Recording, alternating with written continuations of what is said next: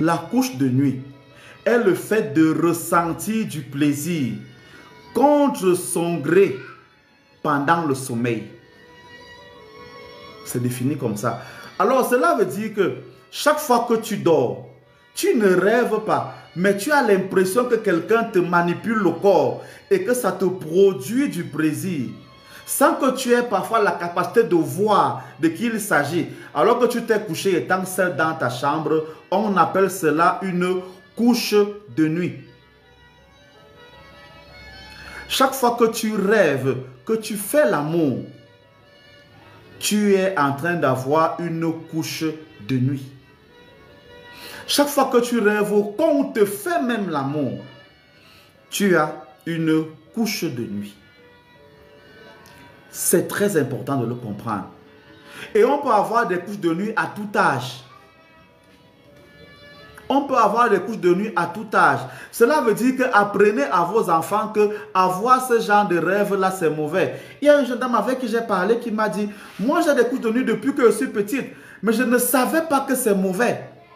C'est quand j'ai suivi vos enseignements que j'ai compris que c'était mauvais. Alors il y a beaucoup là parmi vous qui faites l'amour comme ça dans les rêves et qui pensaient que c'est bon.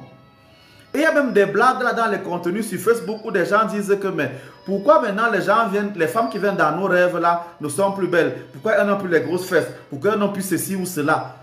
On joue avec.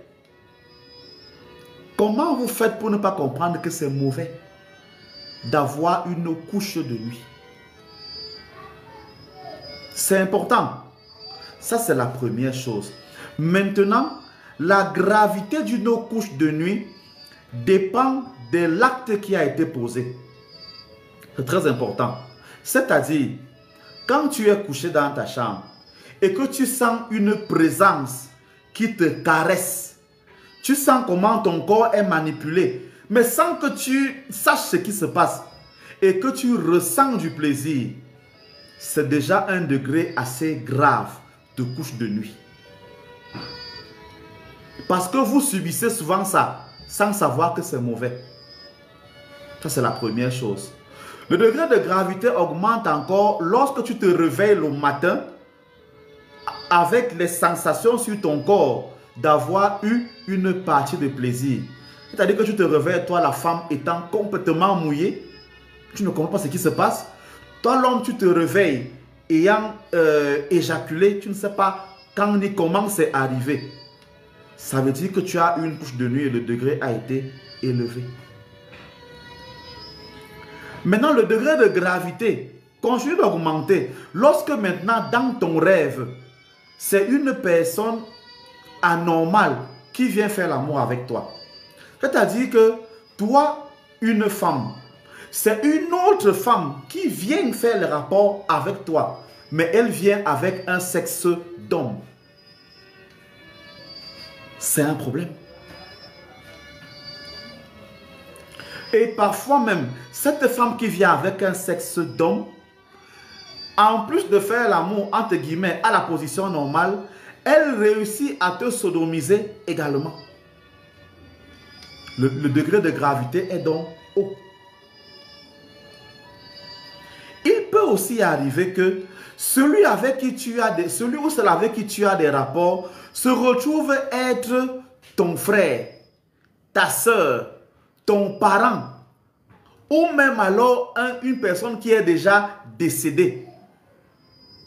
Laissez pas vos histoires là que non, ils ont pris le visage de terre. Quelqu'un ne peut pas imaginer que son frère vient lui faire l'amour. Il vient donc, il dit non, vraiment, on a même pris le visage de mon frère. Qu'est-ce que vous en savez? Vous avez quelle preuve pour dire que ce n'est pas votre frère ou ce n'est pas celui que vous avez vu? Vous avez quelle preuve? C'est important. Le degré de gravité continue d'augmenter. Lorsque la personne avec qui tu as des rapports est peut-être même ton enfant. Ou alors c'est même un animal. Il y a des gens qui m'ont confessé cela, que parfois dans le rêve, c'est un être bizarre qui n'a ni tête ni queue, qui est là. On voit un corps d'homme avec un corps de cheval, on voit vraiment un être que je n'arrive même pas à décrire. Mais c'est lui avec qui tu as des rapports sexuels. Le degré de gravité est donc à ce niveau. La gravité est encore importante lorsque à l'intérieur de ces couches de nuit, il y a donc ces éléments que vous appelez fellation et cunnilingus. C'est très très mauvais dans un rêve. Vous devez le savoir. Retenez-le. Donc, quand vous vivez ce genre de pratique-là, vous subissez des couches de nuit. Et je vais vous dire que dans le monde spirituel, enfin, dans le monde invisible, l'âge et le corps physique ne comptent pas. C'est-à-dire que tu peux avoir 50 ans sur le plan physique, mais quand tu vas sur le plan astral, là-bas tu as 10 ans. De la même manière que tu peux avoir 10 ans sur le plan physique, mais sur le plan astral, tu as 50 ans. C'est pour ça que nos maîtresses qui sont dans les écoles primaires là, vous devez beaucoup, on va dire quoi, les faroter, les encourager, prier pour eux, les protéger. Parce qu'il y a beaucoup de sorciers maléfiques qui envoient leurs enfants dans les écoles là-bas. Tu vois un enfant qui a 10 ans, mais mystiquement il a 50 ans. Pendant que la maîtresse est là en classe, elle ne comprend pas ce qui lui arrive. L'enfant là, dans le plan astral, va coucher avec elle. Il y a des maîtresses qui le subissent, mais ont honte simplement d'en parler. Ça arrive. Même les médecins subissent souvent ce genre de choses. Tu pars soigner un malade à l'hôpital. Dès que tu rentres à la maison, le malade là vient te faire une couche de nuit. C'est fréquent. Il peut donc arriver que celui qui vient te faire la couche de nuit, c'est ton propre mari, c'est ton père, c'est ta mère, c'est ton frère, c'est même ton fils. Tout ça, ça existe.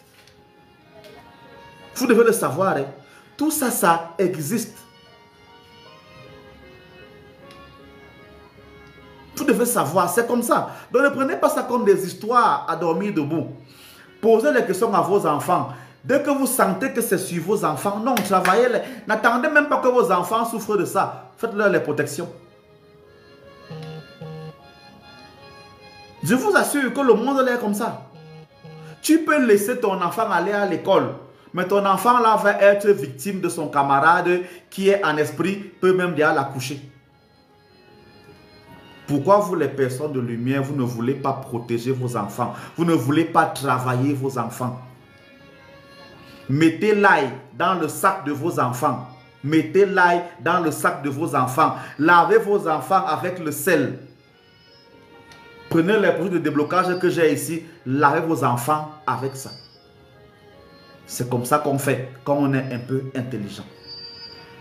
Vous qui êtes des maîtresses, vous qui êtes des médecins, vous qui êtes même des esthéticiennes là, vous subissez ça tout le temps. Vous subissez ça tout le temps. Toi qui es la maîtresse, tu penses que tous tes collègues là ne sont pas sorciers? Tu penses que tous les enfants que tu as là ne sont pas sorciers ou sorcières? Puisque même parfois chez nous les médiums, ils viennent souvent. Faites donc attention. Donc vous avez compris ce qu'est une couche de nuit. Maintenant, qu'est-ce qu'un mari de nuit? Un mari ou une femme de nuit. Un mari ou une femme de nuit est une personne, un esprit ou un animal mystique qui a épousé une personne. Une personne, un esprit, un génie, un totem ou un animal mystique qui a épousé une personne. C'est ça un mari de nuit. Ça veut dire que ton mari de nuit peut être le totem de ta famille. Ton mari de nuit peut être ton cousin, peut être ton frère, ou bien ton ennemi, peut être même ton pasteur, ou ton évêque, ou bien, c'est pas moi, qui que tu connais. Ton mari de nuit peut également être un esprit avec lequel tu as fait un pacte. Ou bien que quelqu'un a fait un pacte dans ta famille. Pour une raison ou pour une autre. Pourquoi c'est possible? Moi, si par exemple je fais un pacte avec un esprit pour qu'il me donne l'argent. Maintenant, en échange, je peux dire à l'esprit là que voilà mon enfant que je te donne. L'esprit là devient le mari ou la femme de nuit de mon enfant. Voilà ce qui se passe. Voilà ce qui se passe. Et il y a un homme avec qui j'ai parlé il n'y a pas longtemps qui a découvert cela. C'est-à-dire, et je vais donner une caractéristique des maris de nuit. Lorsque tu commences à te lever spirituellement, si tu as un mari ou une femme de nuit, il vient se révéler à toi. Et il te pose toujours la question, pourquoi tu veux me chasser? Pourquoi tu veux me combattre? Qu'est-ce que je t'ai fait? Ou alors, si c'est que tu es marié à quelqu'un qui a un mari de nuit, le mari de nuit là vient te dire que pardon, fais attention. Tu es avec ma femme, alors libère-la, sinon tu vas voir. Il peut même arriver que l'esprit qui est mari de nuit de ta femme vient chez toi en tant que femme de nuit et vous possède vous deux. C'est le principe. Donc, quand tu commences à combattre ces esprits ou à faire des délivrances, l'esprit là vient te dire en face que mais pourquoi tu me chasses? Qu'est-ce que je t'ai fait? Je t'ai acheté depuis que l'homme dont je parle maintenant, le mari de nuit de sa femme est venu de lui dire que pardon, la femme que tu as là c'est ma femme. Ne blague même pas avec elle. Fais attention. Je suis vieux de 1850 ans. Donc fais attention. Voilà ce qui se passe. Donc, il faut le savoir. Lorsqu'on parle de mari de nuit, il y a 3 ou 4 éléments qui sont très importants. Et c'est ces éléments-là qui rendent souvent complexe la délivrance de ces, comment on appelle ça, de ces mauvais esprits-là. Comme tout à l'heure, je demande à ceux qui tapotent leurs écrans de m'aider en tapotant leurs écrans, parce que beaucoup signalent ce live-là maintenant. Je le vois ici, ou bien aidez-moi en partageant et en tapotant. Merci beaucoup. Il y a donc 3 ou 4 éléments qui sont importants pour comprendre le phénomène et comprendre la délivrance donc des maris de nuit. La première chose qu'il faut comprendre, c'est ce qu'on appelle le contrat. Vous voyez souvent quand vous allez à la mairie ou à l'église, n'est-ce pas? Quand vous vous mariez, on vous délivre un papier qui précise nom de la mariée, nom du marié, régime matrimonial et autre chose. Sur le plan spirituel, le papier là est appelé contrat. Et sur le contrat là, on précise la raison du mariage. C'est-à-dire que quand l'esprit là a ce contrat, il est écrit là que j'épouse telle femme, j'épouse tel monsieur pour faire ceci, pour manger son énergie, pour manger son étoile, pour bloquer son mariage et ainsi de suite. C'est le contrat là qui définit la relation que le mari de lui a avec toi. C'est très important. C'est pour ça que quand vous faites souvent vos prières de délivrance, demandez que les esprits qui vous possèdent là vous remettent les contrats sur la base duquel ils sont dans vos vies. Parce qu'il peut partir avec le contrat là et ta vie ne change donc pas. Demandez que les esprits là vous remettent le contrat. Donc que les esprits, c'est pour ça qu'en délivrance on dit souvent, en exorcisme on dit souvent, avant que le mauvais esprit là parte, qu'il répare d'abord ce qu'il a pris, qu'il remette ce qu'il a volé, qu'il ferme les portes et qu'il remette le contrat. Le contrat de mariage là. Le mari ou la femme de nuit doit vous le remettre. C'est important. Il y a ce contrat. C'est-à-dire qu'il est venu pourquoi? Il est venu faire quoi? Qui l'a envoyé?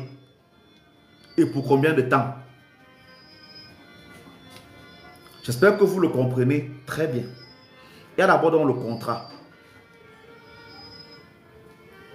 Le contrat, justement, je vais expliquer à qui est-ce que ce contrat de mariage. Ce contrat de mariage-là et ce contrat, bonsoir, monsieur Asielou, ce contrat-là, il est signé à celui qui a vendu. Parce que, c'est la deuxième chose, s'il y a mariage, il y a eu dot. Et il y a quelqu'un qui a mangé la dot. C'est-à-dire que celui qui t'a épousé a donné quelque chose en échange.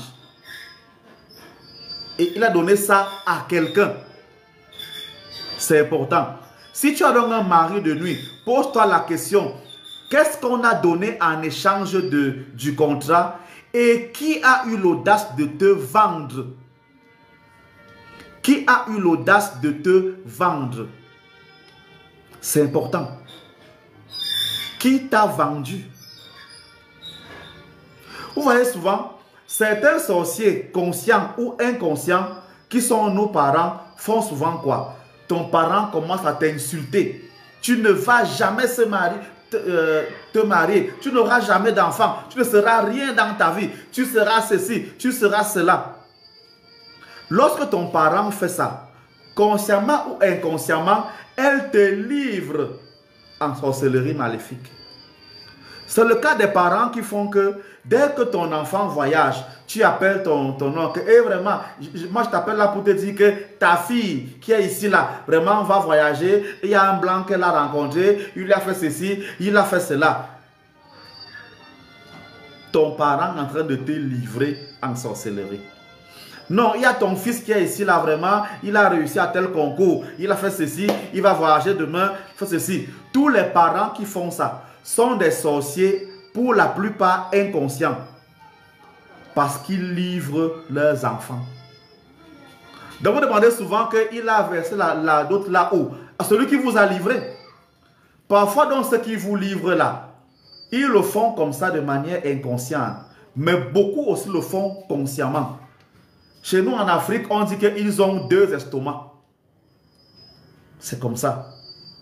Quand tu entends ton parent te dire que si tu ne fais pas comme je dis, rien ne va marcher. Et ça s'accomplit. Ça veut dire que ton parent là est un sorcier maléfique. Clair et net. Il faut le savoir. Donc il y a des versions, il y a des gens qui ont des maris de nuit parce que leurs propres parents les ont livrés. Tu arrives dans ton village, tu insultes ta fille en plein jour. Qu'est-ce que tu crois? Mais tu livres ton enfant. Tu livres ton enfant, c'est tout. Et quand le maléfice arrive, tu ne peux plus l'enlever puisque tu as déjà livré. Voilà ce qui se passe. Voilà ce qui se passe. C'est pour ça qu'on vous demande souvent de bénir vos enfants. Bénissez vos enfants. C'est clair, il faut le savoir. C'est vraiment très simple. Ce n'est pas des choses qu'il y a. Maintenant, il y a donc des ventes plus sérieuses. Parce que ce que je parle là, ce sont des ventes, on va dire, simples.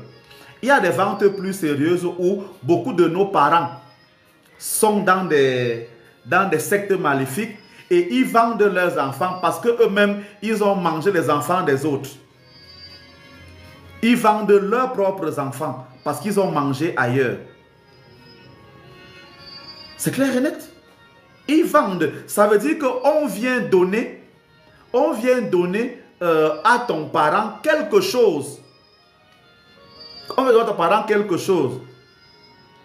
Peut-être pour vous, ça peut paraître bizarre, mais vous allez voir des personnes qui sont pauvres dans la vie, ici, là, mais mystiquement, qui sont des milliardaires. Il y en a qui choisissent cela. C'est-à-dire que tu vois un papa là qui marche, il a une vieille maison, mais en sorcellerie, c'est la vieille maison là, c'est un palais. Et l'homme là, c'est un homme puissant.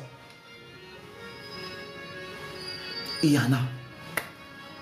Donc ça existe. Donc il y a des choses qu'on donne à ces gens-là. C'est tout. Il faut le savoir. Donc, ne cherchez pas à savoir. Parfois, donc, on vend. Ou alors, les parents vendent leurs enfants. Quand vous voyez les sorciers souvent là, ils font ça à quel moment? Ils font ça pendant la dot. Quand on vous demande de protéger vos mariages souvent. En tradition africaine, Quand vous partez donner la chèvre ou c'est pas moi, le porc, le jour du mariage là, n'est-ce pas? Ceux qui font, la famille qui reçoit, en coupant, en tuant ces animaux-là, le sang qui verse là, c'est ce qu'on appelle en mystique le sang du Christ. Parce que c'est ce sang-là qui lave le mariage, qui bénit le mariage. Vous n'avez pas encore vu comment lorsqu'on tue le porc, après la dot, le porc là a les enfants dans le ventre. À ce moment-là, on arrête d'abord tout. Et celui qui tue l'animal là proclame la bénédiction. Il dit, le nombre d'enfants qu'il y a dans le ventre-ci, ce sont la bénédiction qu'on donne aux futurs mariés. Ils vont faire beaucoup d'enfants. C'est ça qu'on appelle le vrai sang du Christ. Parce que le sang là est un sang de bénédiction. C'est pour ça qu'on tue le porc là. Ce n'est pas le lendemain. Les animaux là ne meurent pas. C'est pour ça que c'est une attaque maléfique lorsque les animaux que vous donnez pour la dot meurent avant. Voilà la loi en tradition africaine.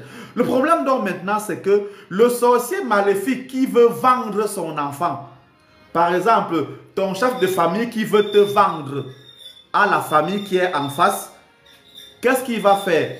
Il va faire une incantation pour que dans l'animal qu'on va tuer là, c'est toi-même qu'on met à l'intérieur. Donc, il va faire un stratagème pour te prendre toi, prendre ton âme, prendre tes chances, mettre dans l'animal là, pour que lorsque on découpe l'animal là, c'est toi qui meurs. Il détruit ta vie, il détruit ton mariage, là.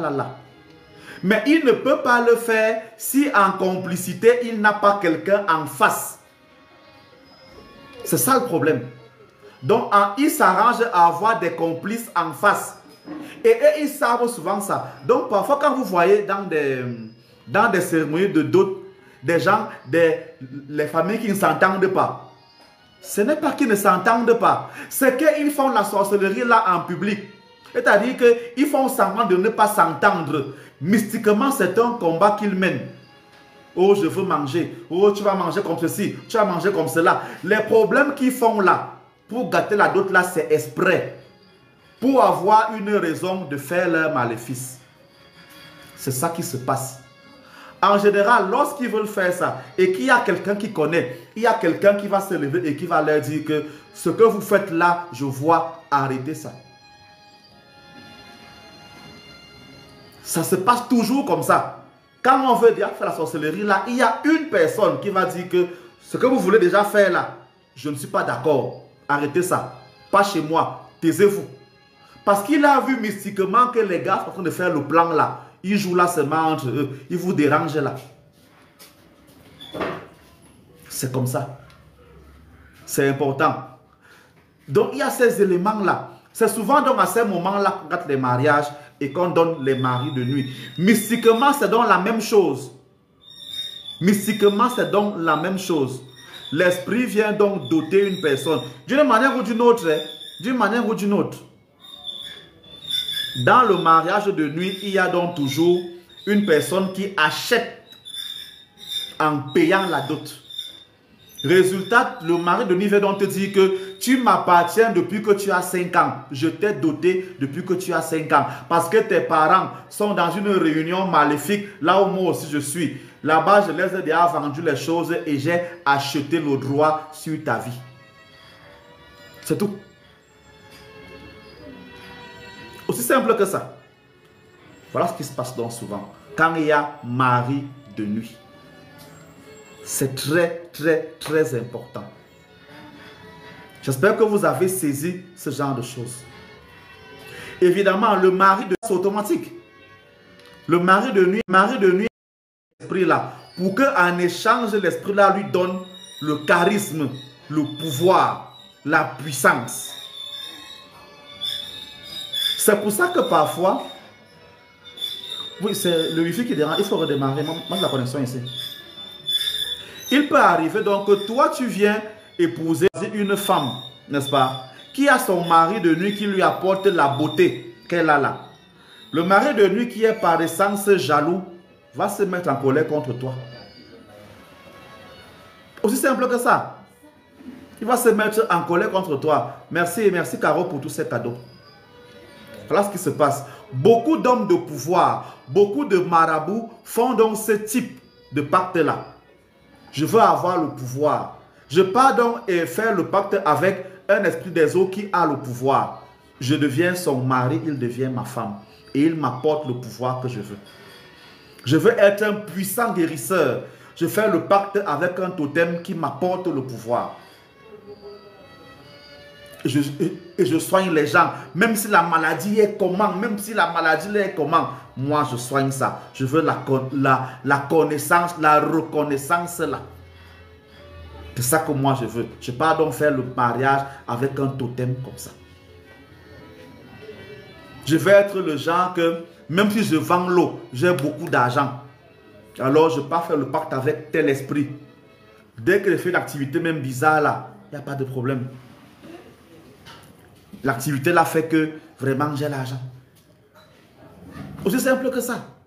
Voilà ce qui se passe souvent. Donc, il y a des gens qui ont ces maris de nuit pour leur propre avantage. Il faut le savoir. Il faut le savoir, ça existe. Voilà. Maintenant, il y a aussi les maris de nuit qui sont là pour voler les chances des gens. C'est-à-dire que quelqu'un vient t'épouser mystiquement pour pouvoir prendre tes chances. Voilà, ça aussi c'est vrai. Il vient prendre ta vie. Il vient prendre ton bonheur. Parfois, le mari de nuit a donc l'effet de finir la virilité ou la fécondité de celui qui a le mari de nuit. C'est-à-dire que moi, l'homme, j'ai une femme de nuit. Tellement je m'envoie en l'air avec elle et que ça se passe bien là-bas dans la nuit, mais physiquement, je meurs, je deviens impuissant. Donc, beaucoup de personnes deviennent impuissants parce qu'ils ont des couches de nuit. Voilà. Évidemment, l'Enchaki parle, c'est ça. C'est-à-dire, quand tu as le mari de nuit qui est venu pour te bloquer, il est tellement jaloux qu'il aspire ta beauté. Résultat, personne ne te voit dehors.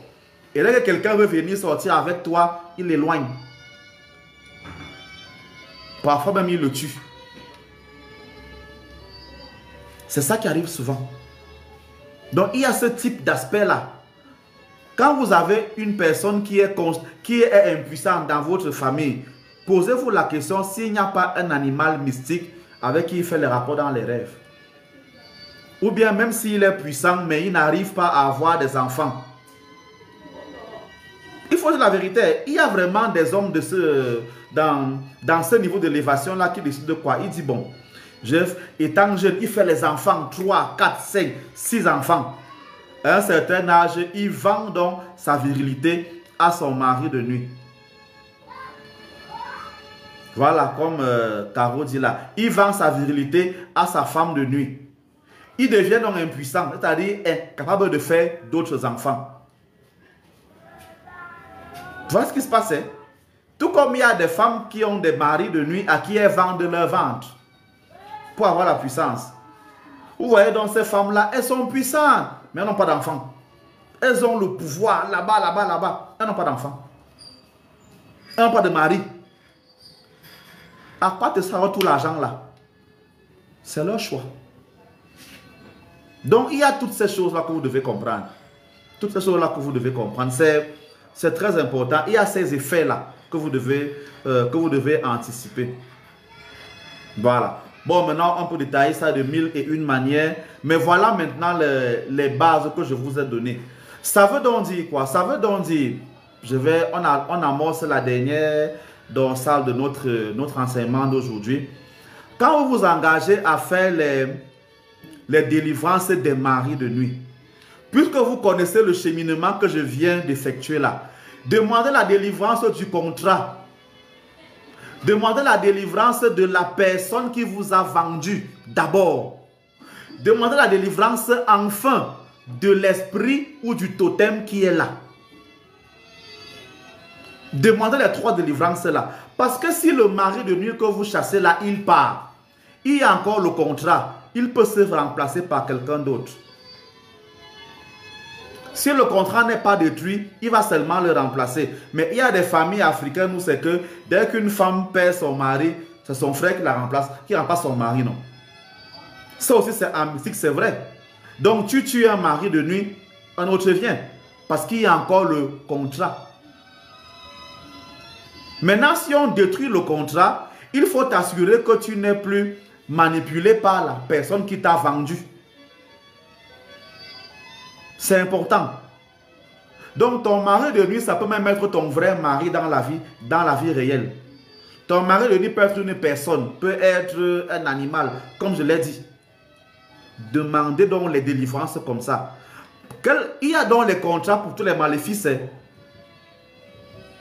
Il y a les contrats pour tous les maléfices. C'est-à-dire, je viens t'envoûter. Il y a un contrat d'envoûtement.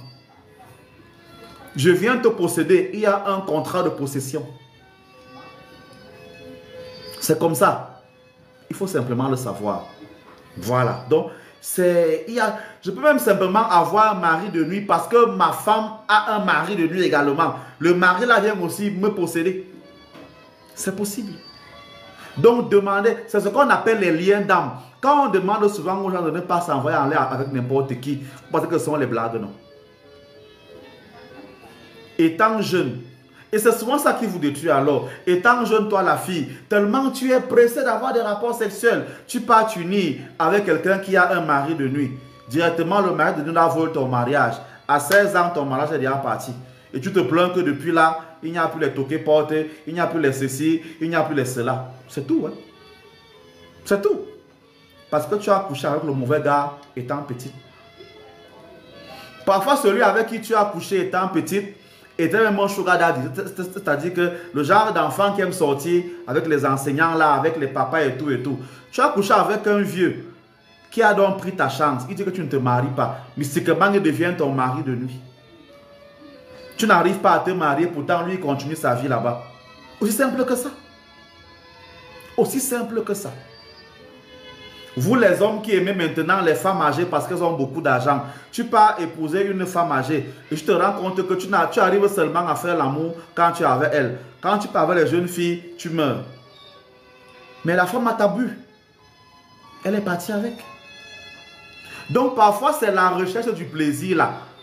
Les jeunes enfants d'aujourd'hui veulent avoir les iPhones, c'est pas moi, qui coûtent des millions. Vous ne savez pas que parfois le contrat là, c'est le téléphone que vous avez en main.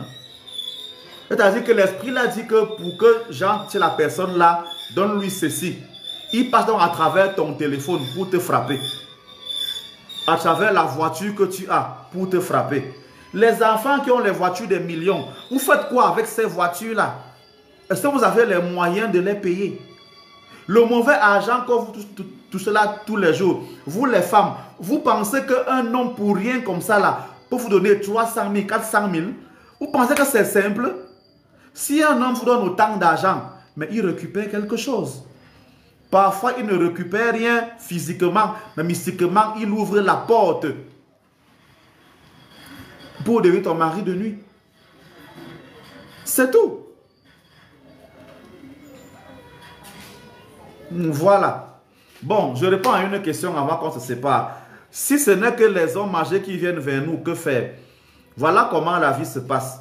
Quand on demande aux parents de veiller sur leurs jeunes enfants, ou alors et aux enfants d'être ouverts, la personne qui dévierge une fille configure la fille là pour que les hommes qui vont suivre soient à son image. Si le premier homme qui a couché avec toi, qui t'a déviergé, qui a déchiré ton hymen, était une personne jeune physiquement, mais vieille mystiquement, il t'a configuré pour que uniquement les vieux voient ta beauté. Voilà une première cause. Si le premier homme qui t'a ouvert la porte sexuelle était quelqu'un qui pouvait t'accoucher, alors il t'a configuré pour que uniquement les vieux viennent te draguer. Si le premier homme avec qui tu as fait l'amour était un homme marié, il t'a configuré pour que le mariage soit compliqué pour toi et que uniquement les hommes mariés ou en couple viennent te draguer. Ça veut dire que dans tous les cas, c'est un blocage que tu as.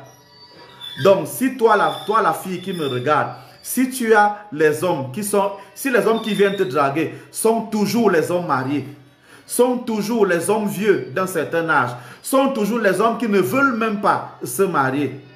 Alors dans ce cas, sache que tu es victime de ce qu'on appelle l'instabilité sentimentale. Et à 90% des cas, c'est provoqué par des maris de nuit ou des couches de nuit dans ta vie. Tu dois chercher à faire des délivrances de ces maléfices-là qui sont sur toi. Si toi, une jeune fille, tu fais, même si tu es déjà marié, tu fais un mois sans qu'on te drague dehors, alors madame, tu es victime d'un vampire énergétique qui est en train de manger ton énergie. Voilà. Même si ce sont des violeurs qui déviergent une fille, quel est l'état d'esprit de ce violeur-là? L'esprit de ce violeur-là, ce jour-là, c'est tout. Voilà. Donc, comprenez, le monde est ainsi fait. C'est pour ça que vous qui êtes intelligent, qu'est-ce que vous devez faire? Comme parfois ces choses sont compliquées à comprendre, ce que vous devez faire, c'est quoi? Vous devez faire des purifications dans vos maisons tout le temps. Parce qu'il faut vous dire la vérité, nous avons des enfants têtus. Tu as ton enfant qui a 16, 17 ans, 18 ans. Malgré tous les conseils que tu peux lui donner, elle va aller découvrir la vie là sous un arbre. Elle voudrait trop faire l'amour. Elle part soulever sa jupe sous un arbre. Pourtant, l'arbre là est l'arbre d'atterrissage des sorciers. Elle ne sait pas qu'en se faisant faire l'amour là-bas, les sorciers du quartier sont aussi au courant et font un truc sur elle. Elle ne te dira jamais ça. Mais tu vas voir les blocages dans sa vie après. Ce sont aussi nos filles et nos jeunes garçons qui vont s'envoyer en l'air dans les voitures, dans les chantiers. La nature a horreur du vide. La nature a horreur du vide. Toi, tu peux t'envoyer en l'air dans le chantier. Tu sais qu'il y a quel esprit dans le chantier là. Voilà. Donc, je peux te parler comme ça. Nos enfants sont devenus cons comme ça. Il faut dire la vérité aussi. Il ne faut pas seulement accuser les filles d'autrui. Parfois, ce sont vos garçons que vous envoyez à l'école qui partent détourner les filles là-bas. Les vidéos de partout des enfants là, vous pensez que c'est seulement les filles? C'est aussi les garçons. C'est aussi les garçons. Elles regardent ce qui passe à la télé, dans les... comment on appelle ça? Dans les chaînes de musique là. Elles vont copier ça là-bas aussi. Elles apprennent aussi à secouer les fesses là-bas. Elles vont secouer aussi devant le gars là-bas à l'école. Elles savent que c'est bien, n'est-ce pas? C'est tout, c'est comme ça. Nos enfants aiment tester ça. Ils aiment tester ça. Il faut dire la vérité. Donc, faites les purifications à vos enfants pour éviter que, s'ils ont déjà fait, n'est-ce pas? Au moins, on diminue ce qui est à diminuer. Au moins, on peut essayer. Non, c'est mon ami. Vraiment, il n'y a rien entre nous. Jusqu'au jour où le gars la viole. Eh oui, c'est comme ça. Qu'est-ce que vous croyez? Je ne sais pas, je peux développer ça pendant des heures. Il y a des réunions dans lesquelles on n'entre pas. Les Américains qui sont là, les gens de l'Ouest Cameroun qui sont là savent qu'ils ont des réunions où, dès que tu entres dans la réunion là, tu entres en même temps dans le con, dans la sorcellerie maléfique. Et on te suce, on te boit. Il faut le savoir. Il y a donc des réunions où on n'entre pas. Il y a des entreprises où quand tu vas signer le contrat, c'est le patron qui devient ton mari de nuit. Moi, j'ai bagarré longtemps contre les patrons de ma femme qui venaient dans les rêves la voir. À une époque, il faut se dire ce qui est vrai. Parfois, dans vos entreprises, là, vos patrons sont des puissants sorciers. Oui, il faut le dire. Parfois, tu souffres parce que tu es dans la mauvaise entreprise. Je vais terminer peut-être en disant une chose qui peut vous blesser. Vous qui êtes, comment on appelle ça, qui massez les gens comme esthéticienne là. Parfois, le maléfice dont tu souffres vient parce que tu as massé un sorcier maléfique. Et la nuit, il vient donc dans ta vie. Tu masses quelqu'un qui est malade. Directement, tu as mal au bras. Voilà. Il faut le comprendre. Il faut le comprendre.